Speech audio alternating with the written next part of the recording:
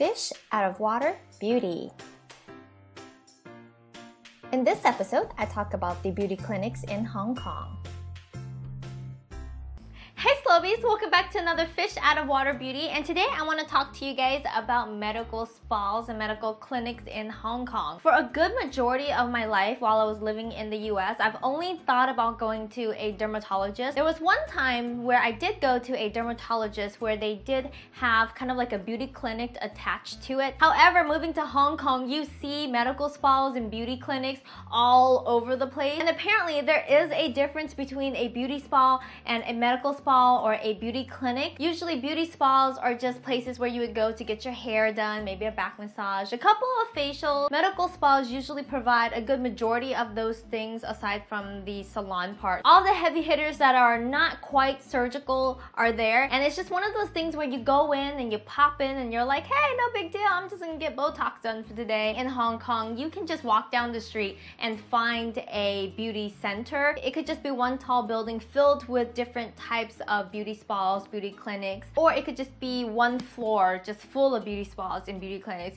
It just really depends on how big that company is, but you will see it because a lot of it are made of glass and they're just very clean and very slick. I did pop into a couple medical spas just to take a look at their pamphlets and see what they offer. I mean, it's pretty similar to what they offer in the States. There's one thing that seems to be very specific in Hong Kong though. They do target the body a lot more than they do in the States. I feel like in the States it's a lot about anti-aging, so you'll go in and you'll try to get treated for that. But here, anti-aging also encompasses the body as well. They have different names and categories for these machines, but she did give me a pamphlet and it's just a bunch of the machines that they have available at their spa. So each one of these machines do different things. They lift your face, they lift your buttocks, they lift your arms. You can shape your body through cooling, you can shape your body through heating. The thing about these medical spas is that you see Groupons for them constantly. A lot of the Groupons are kind of gimmicky. You go in and they do force you to buy extra things. The only issue I have about going to these beauty spas is that the people at the front desk do not speak a lot of English. Unfortunately, one time I did go in for a face firming facial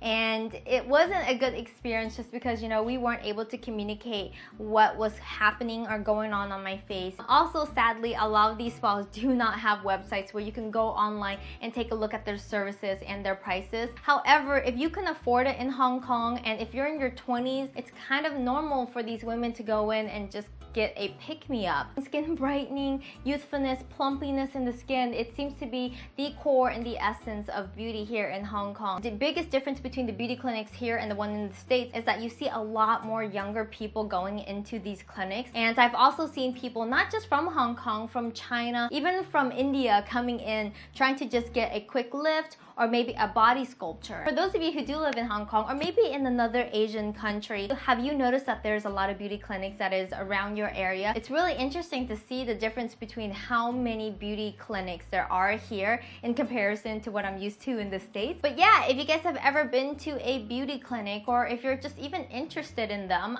please leave me a comment down below and I can answer some of your questions. Also, if you want, you can answer the questions on my Twitter, and remember to use the hashtag Allure Insiders and I will definitely respond to you there. And thank you guys so much for watching this video. Remember to like this video, subscribe to the Allure channel because I do come back every single month with a fish out of water beauty episode talking about my experience in Hong Kong and the beauty culture in Hong Kong. For now, you guys, thank you so much for watching and I will talk to you guys later. Remember to rock on, Slobies. Bye!